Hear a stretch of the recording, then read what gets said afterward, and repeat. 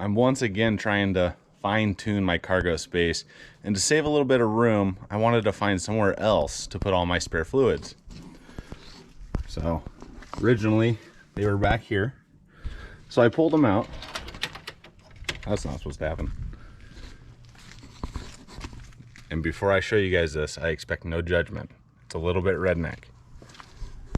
But after I put the cowl intake in, I was left with this big empty space right here. And I got to thinking, if a guy put a divider up, he could put some of his spare fluids there. So in order to do that, I'm going to use a couple old license plates. One will go there. It'll attach to that one and be at an angle. So first things first, let's lay this out. And I've already looked at this a little bit. I just need to find a nut for this post right here.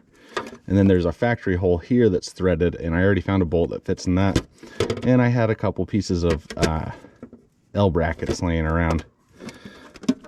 So I'm going to want this to lay something like that. So that's the length I'm wanting.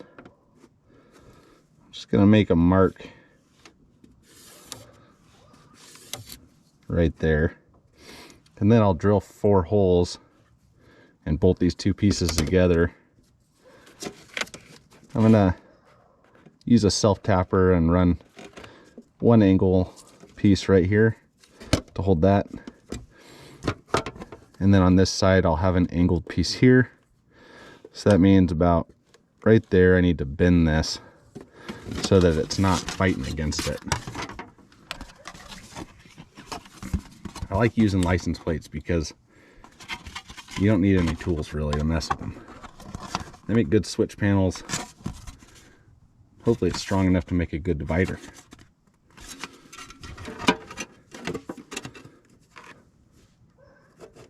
So now we're looking something like that. Yep, just like that. Let's go drill some holes. So now we're over here on the workbench. Just gonna set those out. I want the 2 pieces to be level with each other. But I'm going to drill just 4 holes. And if I like this idea, I'll fine tune it. I'll find a better piece of sheet metal to fit in there. Maybe even put a cover on it and clean up that area. But I had 2 just extra pieces of angle iron laying around. This is the little bolt that threads through that factory one. And I even had a few little packets of these really small nuts and bolts. They screw in. So this is what I'm going to use to keep the 2 pieces held together. And might even use it to hold this piece of angle iron onto the license plate there. And then this one's going to be over here somewhere. And I'll find a bolt for that as well. Let's drill a hole.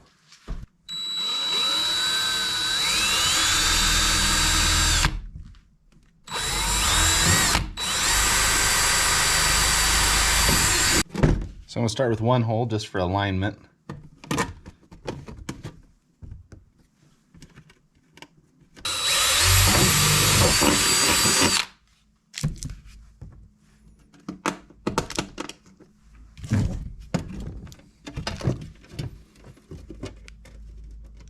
Alright, we're back at the Jeep. Let's stick that in there.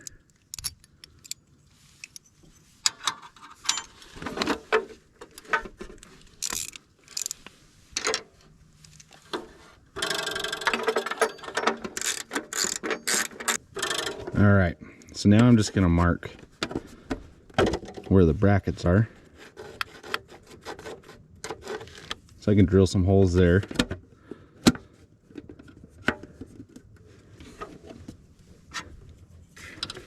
Find where I want it on this side.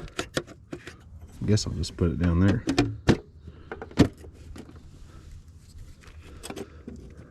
I can line it up. There's already a hole there.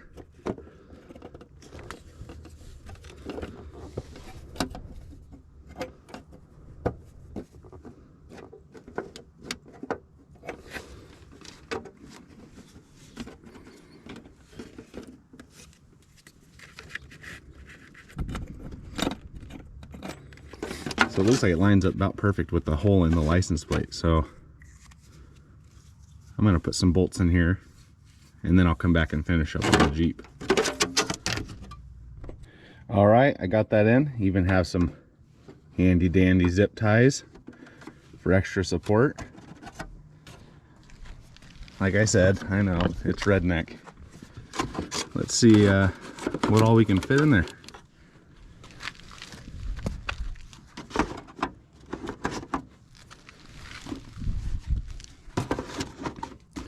I actually don't need 2 oil things. Both of those are only half full, so I can consolidate that.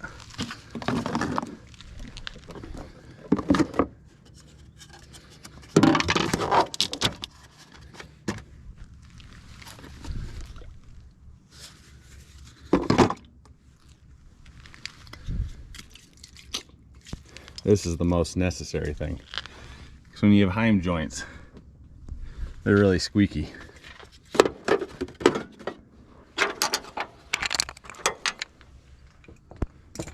Well, there it is. The redneck engine divider. That's its new name. Well, I had to ask you to tell me what you think, but I'm afraid of what people would say in the comments. So either you like it or you didn't. I'm gonna give it a test. Anyway, as always, thanks for watching. I'll see you next time.